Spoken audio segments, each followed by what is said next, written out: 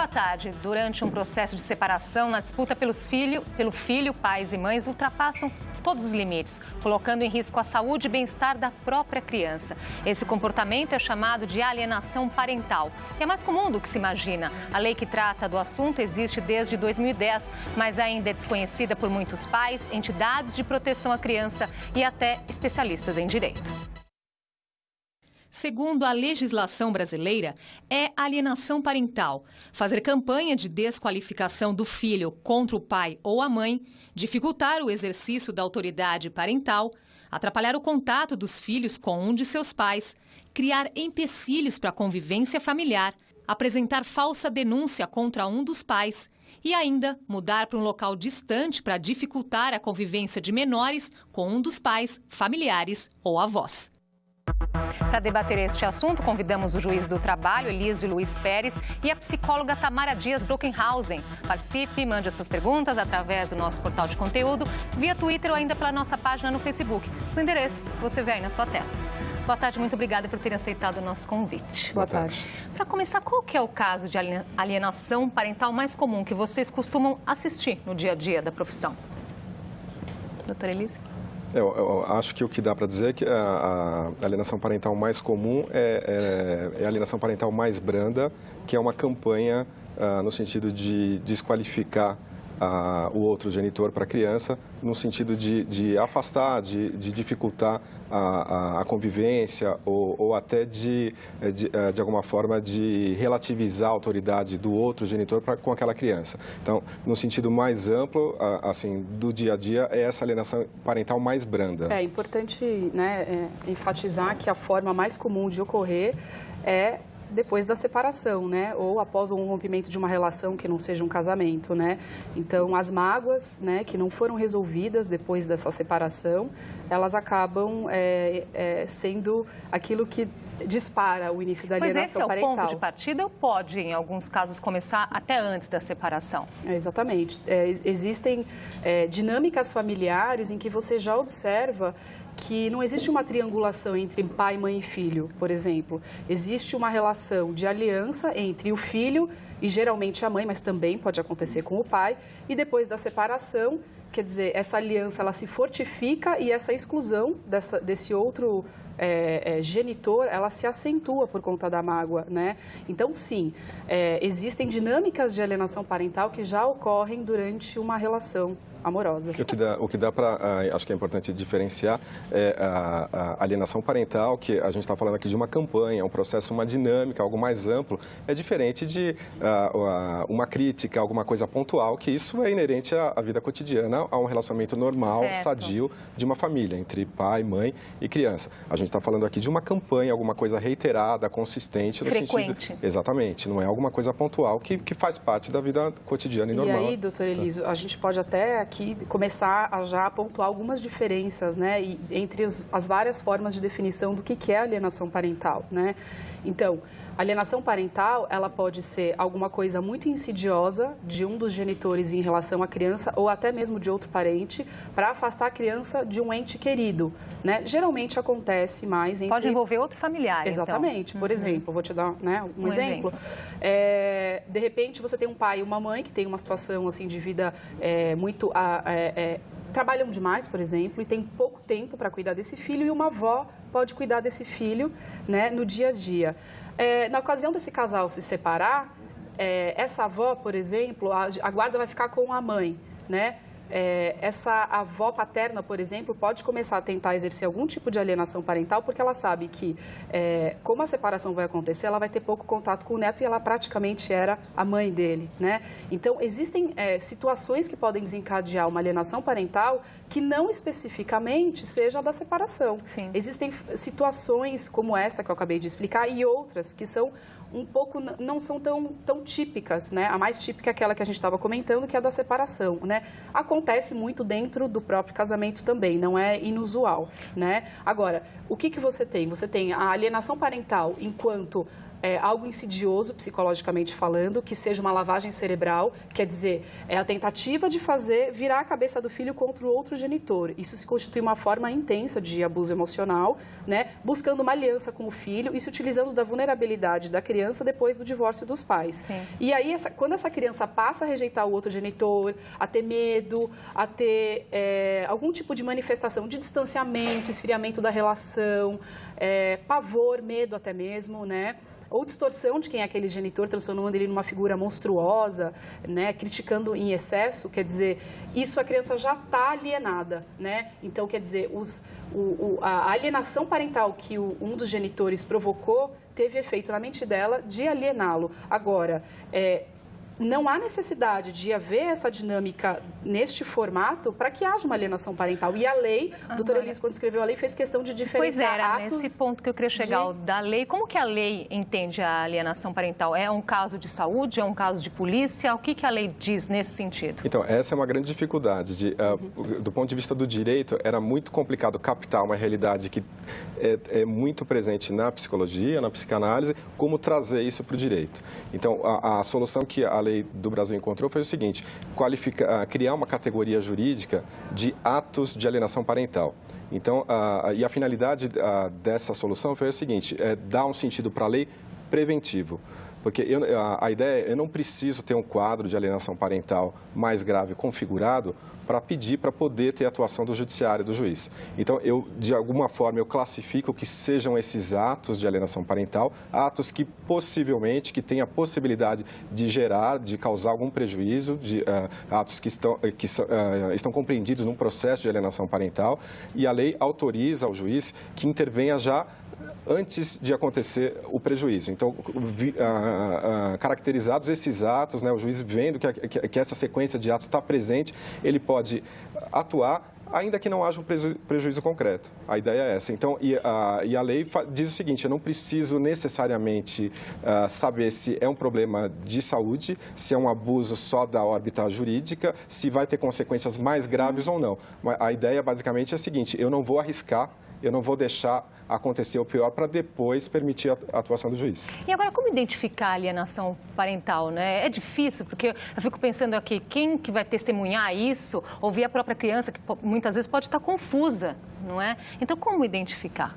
Então, a alienação parental, ao mesmo tempo, ela é muito fácil né, de identificar, mas, ao mesmo tempo, no judiciário, como as partes estão brigando, né, cria-se uma cortina de fumaça, né? E isso embaraça a visão de quem está trabalhando, do magistrado, né? Dos advogados. Então, às vezes, o objetivo do ataque, das falsas acusações, de diversas que são elas, que acontecem muitas vezes no processo, não é só a falsa acusação de abuso sexual, todo mundo comenta muito, né? Como um indício muito forte de alienação parental. Mas a falsa acusação de abuso sexual, nem sempre ela tem origem na alienação parental, ela pode surgir de uma forma equivocada, né? De uma má comunicação da criança, etc. Agora, voltando, né, ao que eu estava falando, enfim, a alienação parental... Me perdi, gente, desculpa. Como identificar? Você estava dizendo assim, tá. Como identificar, que existe essa dificuldade para identificar. Então, aí cabem as equipes, né, de setor técnico, como, por exemplo, os assistentes sociais, né, e principalmente o psicólogo concursado, que é imparcial, de confiança do juiz, né, trazer para ele o conhecimento técnico que ele não tem, né? Então, quando o doutor Elísio fala que a lei dá uma autonomia maior para o magistrado, para ele tomar uma decisão antes que haja um estudo psicológico, isso é interessante, mas às vezes o juiz não consegue, né, saber se tem ali uma alienação parental ou se aquilo é alguma outra coisa. Por quê? Porque às vezes parece uma alienação parental, mas não é, né? Então, às vezes, aquela rejeição da criança a um genitor, ela pode ser oriunda de uma dificuldade na parentalidade dele, de uma inadequação no trato com o filho. E essa rejeição da criança, então, ela não é oriunda de uma lavagem cerebral, por exemplo, da genitora, mas sim pode ser por conta disso que eu expliquei, ou de uma série de outros fatores agora, que ainda podem existir. É um assunto assim, que é mais comum do que a gente imagina, né? Porque numa busca no próprio Facebook, nós encontramos várias páginas, né, sobre esse assunto. Olha aí.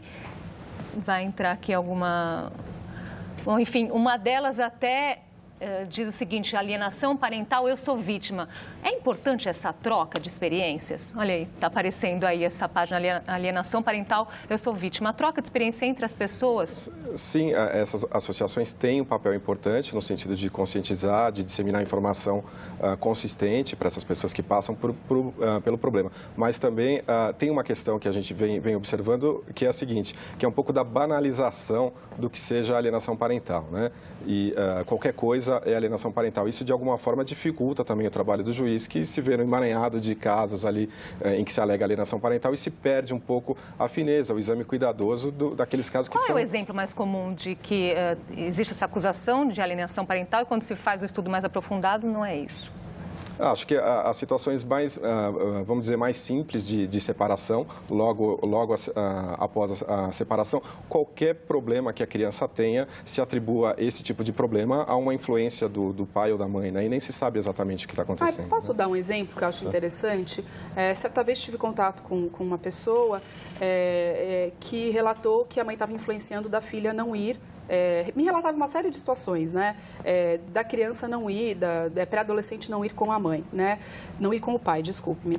E aí na conversa, quer dizer, ponto a ponto foi sendo desfeito que tudo aquilo que esse pai imaginava, por exemplo, que era fruto de alienação parental, era um equívoco dele em perceber esse filho, né? Essa filha. Então, por exemplo, a menina tinha ficado menstruada pela primeira vez, ela não quis ir naquele final de semana com o pai. O que a mãe acolheu. Por quê? Porque a mãe acolheu essa menina porque o pai falava, não, você tem que vir. E a mãe falou, não, se ela não vai, se ela não quer, ela não vai, né? E esse pai entendeu, como ele tinha uma mágoa aí com essa mãe, ele entendeu de forma equivocada que aquilo era uma forma de manipulação, sem ele se atentar, quer dizer, que uma menina que fica menstruada a primeira vez, ela ia ficar constrangida de estar com o pai, queria conversar sobre o assunto. Então, às vezes, muitas vezes, é falta de sensibilidade da pessoa, uma confusão que a pessoa faz por conta da mágoa, que faz ele interpretar tudo que aquela outra pessoa faz como algo contra ele, né, ou contra ela. Então, por isso é importante procurar um psicólogo para esclarecer o que é da ordem pessoal de conflito, né, e separar o joio do trigo. Senão, você acusar alguém de alienação parental quando a pessoa não está cometendo, vai cometer uma injustiça. Tem uma questão interessante aí é uma agressão. Da vítima, que é um problema complexo, não se resolve só com lei, só com consulta com psicólogo ou com psicanalista. Enfim, tem vários pontos para se atacar. A questão de alguém se colocar como vítima, de alguma forma, até a doutora Tamara, se for o caso, até pode aprofundar isso, eu acho que ela conhece bem melhor. De alguma forma, quem se coloca como vítima nessa situação pode estar, não digo que necessariamente está, mas pode estar reforçando ou cristalizando uma situação que ela permaneça como está. E, embora possa se pedir uma atuação do judiciário, também dá para a parte, para o pai, para a mãe, lá fora do judiciário, se posicionar melhor. E com isso, só com isso, ajudar também a melhorar a dinâmica. Dar um tempinho aqui, fazer uma pausinha, que a Juliana já está a posto. São muitas as pessoas que buscam na justiça uma solução para alienação parental. A nossa repórter, Juliana Barleta, está com o inspetor de alunos, Silvio Rogério da Silva, vai contar essa história para a gente. Boa tarde, Juliana. Olá, boa tarde, Andresa, boa tarde a todos. Aqui ao meu lado está o inspetor de alunos, Silvio Rogério, que há 3 anos aguarda uma resposta da Justiça sobre o pedido de guarda da filha. Silvio, durante esse período, como é que tem sido a relação com a sua filha? Boa tarde. Tem sido muito difícil porque a principal dificuldade é criada justamente pelo judiciário.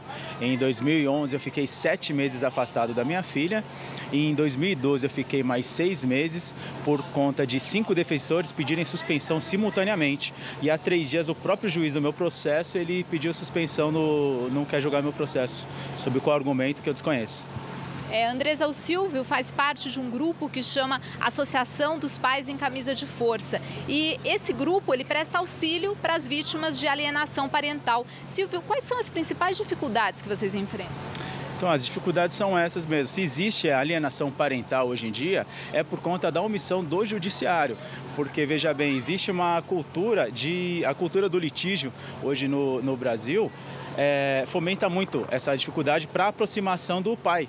Porque é muito fácil hoje, por exemplo, hoje no Tribunal de Justiça do Rio de Janeiro, existe um levantamento que 80% das denúncias de abuso sexual ou violência doméstica são falsas. E quais são as punições para essas denúncias? Então, é usada essa artimanha para afastar o pai automaticamente, deixando ele sem conviver com a sua filha, perdendo o afeto, o vínculo afetivo com ele. Silvio, você você gostaria de fazer uma pergunta para os convidados que estão no nosso estúdio? Sim, eu gostaria de fazer uma pergunta no sentido de que, conforme a Declaração Universal dos Direitos da Criança, ela define quais são realmente o que é o melhor interesse para ela. Eu pergunto aos doutores por que no Brasil ainda é necessário provar que existe um dano para que se inverta a guarda. Ótimo, obrigada, Silvio. Andresa, com você no estúdio. Obrigada, Juliana. Vamos responder então essa questão do Silvio. Eu acho que é evidente, no Brasil a gente tem um contexto bastante conservador com relação à guarda. Essa crítica ao judiciário, ela é consistente, é verdade, tem uma postura conservadora do judiciário, principalmente em relação à guarda. Isso vem se revertendo de forma muito branda ainda, é visível já o movimento de reconhecer mais a guarda compartilhada, mas é consistente sim essa crítica. Nesse ponto me faz lembrar até a Lei Maria da Penha, a dificuldade, né? Foi um caminho também para o judiciário entender isso. Não foi? Sim, porque dados do IBGE dizem que no Brasil, em 90% dos casos, a guarda é concedida de forma unilateral e para a mãe. Esses dados são um pouco diferentes do que acontece na Europa, Estados Unidos, Canadá. Como que é lá? Eu não tenho dados aqui objetivos, mas a tendência europeia, pelo menos, é uma distribuição mais igualitária. É mais comum ter a guarda compartilhada. E assim, o que acontece muito no exterior é que na hora de se definir a guarda dos filhos, é considerado qual é aquele genitor que disponibiliza maior contato do filho com o outro. Isso é muito interessante. Então, assim, aquele que oferecer maior contato do outro com o filho tem uma prioridade para ter a guarda. Isso é muito interessante, porque parte do princípio que tanto pai como mãe têm condições de estar com o filho, porque ambos têm o poder parental, né? A não ser, poucos casos onde você vê que um é mais afastado ou não tem uma condição tão boa. Mas, em relação a isso que ele comentou, né, a pessoa, né, que está sofrendo de problema, o Silvio, o que eu gostaria de comentar é a questão da guarda compartilhada, né? É um ponto que eu trabalho muito. Nós vamos falar desse assunto daqui a pouquinho. Então vamos fazer só uma pausinha, tudo bem? Bom. JC Debate volta já.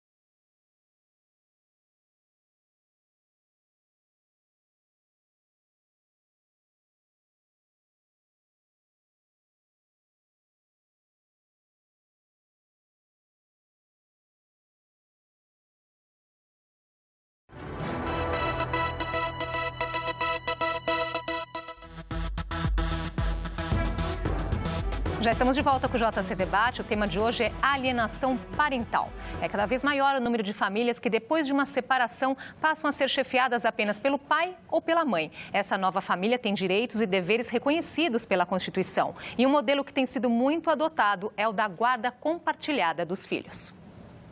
A Lei do Divórcio de dezembro de 1977 determinava que na separação judicial, os filhos ficavam na maior parte dos casos com a mãe, se não houvesse impedimento moral. E o pai poderia até obter a guarda se houvesse consenso entre o casal.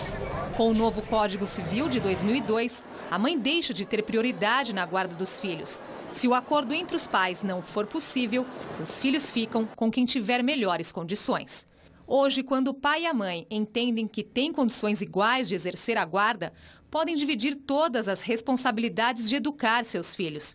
A Lei da Guarda Compartilhada de 2008 estabelece este modelo como o ideal. Entre vantagens e desvantagens, os terapeutas concordam num ponto. Quando há respeito entre os pais separados, a guarda compartilhada é menos traumática para os filhos. Agora, o que significa ter melhores condições nesse caso? São condições financeiras, psicológicas? O que a lei entende nesse sentido? Esse critério é complicado. O Código Civil fala em condições afetivas, condições de propiciar uma melhor formação para a criança, para o adolescente. O grande problema desse modelo é o seguinte, é um modelo que incentiva a disputa. Então, para eu ter a guarda unilateral da criança, adolescente, eu tenho que provar que eu tenho melhores condições e, logicamente, o outro tem piores condições. A lei atual... E condições aí entra o quê? Oferecer uma condição boa de formação para a criança. E, evidentemente, que tem não é só financeira, então. Não só financeira, evidentemente que não. Mas tem toda uma margem de subjetividade aí.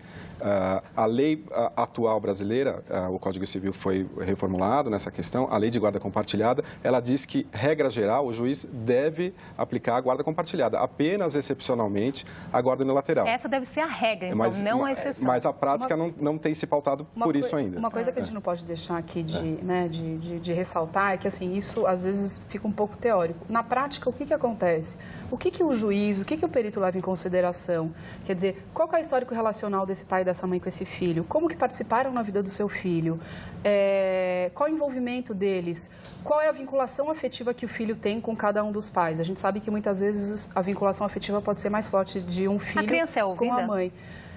Então, esse é um grande problema da alienação parental, porque na alienação parental, a criança, ela quer falar com quem ela quer ficar, justamente porque ela está sendo alienada e levada a expressar a sua vontade como autônoma, quando, na verdade, ela está sendo manipulada e mascarando a alienação parental que o genitor alienador está praticando. Então, muito cuidado nessa hora de escutar a criança, porque, inclusive, isso pode colocar ela sob uma responsabilidade de escolher entre um e outro. A criança não quer escolher entre o pai e a mãe. São muitas as dúvidas, e a nossa reportagem foi às ruas ouvir uma delas. Vamos dar uma olhada? Sou bombeiro, aposentado, queria saber como que é a guarda compartilhada. Como é? Então, o juiz decidiu pela guarda compartilhada. Como funciona? Basicamente, o compartilhamento das principais decisões na vida da criança. Escola, médico, não necessariamente, quando se fala em guarda compartilhada, está se falando, definindo exatamente como vai ser o regime de convivência, mas a presunção é que haja uma convivência... Não é definido, então, exatamente quantos dias vai ficar com a mãe, com o pai, não é isso? Pode haver e não é isso que define se a guarda é compartilhada ou não, mas evidentemente que o pressuposto... A guarda compartilhada pressupõe uma ampla convivência com os dois genitores. Então, qual é a forma que isso vai ser feita? E esse combinado é feito entre as partes, então, a forma como pode ser entre as partes ou com o juiz. Mas eu acho que uma questão interessante aí para se falar é a seguinte, a gente falava desse modelo de disputa, a lei da alienação parental, ela traz um critério a mais para ajudar a aplicação da guarda compartilhada, que é a seguinte, quando impossível ou quando alguém entende que não é cabível a guarda unilateral, o juiz vai priorizar a guarda, vai dar a guarda preferencialmente para aquele pai ou mãe que favorecer o máximo possível a convivência da criança com o outro. Então, isso atenua bastante essa disputa. Então, para eu ter a guarda unilateral, ao invés de eu desqualificar a mãe, o pai, eu tenho que justamente facilitar, viabilizar a maior convivência possível da criança com o outro. E aí entra uma polêmica, né? Porque no judiciário, o entendimento que se tem é que a guarda compartilhada, quando não há entendimento entre o casal, ela vai fomentar o aumento do litígio. E isso é uma coisa que nós dois discordamos, e a tendência, né, dos estudos psicológicos é discordar dessa visão, que é tida como uma visão um pouco já arcaica. Mas a prática judiciária aponta para esse sentido. Quer dizer, pai e mãe estão brigando, um deles está pedindo a guarda compartilhada, não é possível, né? A gente já tem jurisprudência dando guarda compartilhada em situação de litígio, quer dizer, é uma coisa que antes não se aplicava, a gente já tem. Agora, falta criar uma cultura, né? Uma cultura no nosso judiciário para que comecem a dar mais guardas compartilhadas. Para quê? A guarda compartilhada, ela é uma forma de você dar um reconhecimento da maternidade e da paternidade em igualdade, né? Nas escolas, quer dizer, um pai quando vai numa escola e a mãe tem a guarda, não, a gente não pode passar o trabalho para o senhor porque a guarda é da mãe. Ou, né? Olha, estão chegando muitas perguntas aqui, vamos aproveitar para responder. O Willy Toledo, ele pergunta o seguinte, o Ministério Público possui técnicos para avaliar se está acontecendo alienação? Acho que um setor técnico em específico, não. Quem tem esse setor técnico são os fóruns, né? Alguns deles têm um setor mais capacitado, outros menos. Ainda falta muito investimento nessa área do setor de psicologia, né? O Fórum de São Paulo aqui é uma exceção, né? O Fórum Central. Mas há muitos juízes que atuam nesses processos sem o devido subsídio. Agora, o Ministério Público ele pode levar, assim, essa questão para o Judiciário e pedir que o juiz faça esse exame mais cuidadoso. E os especialistas lá têm essa capacidade para analisar? Tem, ainda... Falta esse know-how?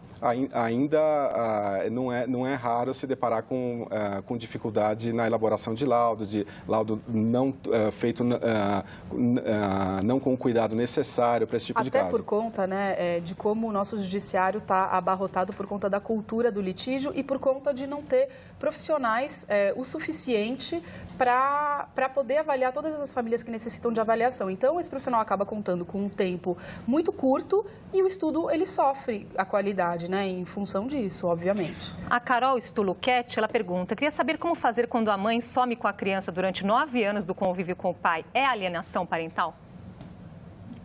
Então, do ponto de vista, vamos dizer, jurídico, eu posso dizer que sim, que se enquadra numa das hipóteses de ato de alienação parental. Num contexto mais amplo, psicológico, psicanalítico, teria que se fazer um exame evidentemente mais cuidadoso. Mas pela aplicação jurídica, né, do conceito jurídico, sim, poderia se dizer que sim. É que tem que se avaliar o que está acontecendo aí por trás. Né? Quer dizer, o fato, ele está querendo dizer assim, né, o fato de ela ter fugido, tá obstacularizando diretamente um contato, não significa que ela faz um assédio emocional nessa criança para desprestigiar a outra figura. Agora, né? Quando é reconhecida a alienação parental, qual é a punição?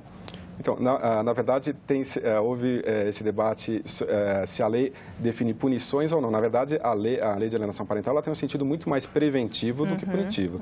Então, ela estabelece desde a declaração da alienação parental e uma advertência pelo juiz que tem um efeito prático, sim, efetivo. O juiz advertir alguém que está praticando alienação parental, em muitos casos, resolve ou interrompe na origem o processo de alienação parental.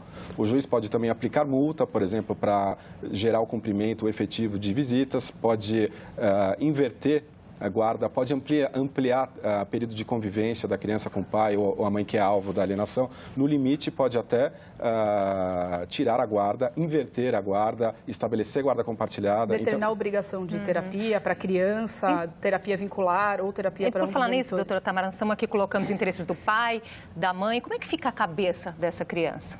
Então, essa que é a parte complicada, né? Essas crianças que ficam no meio do fogo cruzado entre os pais, elas sofrem demais. E pior ainda quando há alienação parental, né? Eu digo para você que eu chego a ver crianças alienadas com sintomas tão fortes ou maiores do que crianças que sofreram, por exemplo, abuso sexual de fato, né? Tamanha a violência que pode se constituir uma alienação parental. Então, são crianças que elas podem desenvolver uma série de sintomas e quadros até mesmo psiquiátricos, né? E um nível de angústia muito grande. Então, essa criança ela pode desenvolver um nível de crueldade, de maldade por identificação ao genitor alienador, que não a respeita como sujeito, ela trata como objeto, ela passa a entender. Nosso tempo, infelizmente, acabou. Só para encerrar muito rapidamente, quando existe esse processo de alienação parental, quem que a pessoa deve procurar primeiro? O primeiro passo, procurar quem? Onde procurar ajuda?